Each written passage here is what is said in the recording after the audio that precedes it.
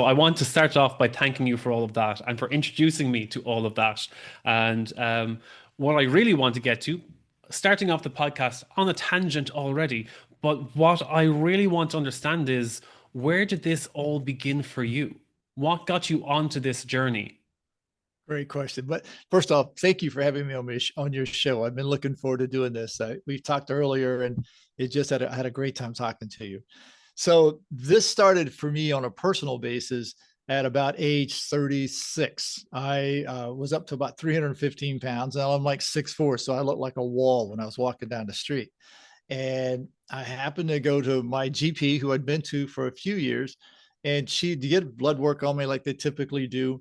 And finally, she said to me one day, she said, "Let's go to my office and chat for a minute." And I go, "All right." So I went and sit down, and she said to me, "You're soon going to be 37 years old." And I said, "Yeah." And she said, "Well, your family has a history of heart disease." And she said, "I'm looking at your blood work." And she said, we checked your carotid arteries. And she said, "You're starting to get a little bit of blockage at 37, which is not good."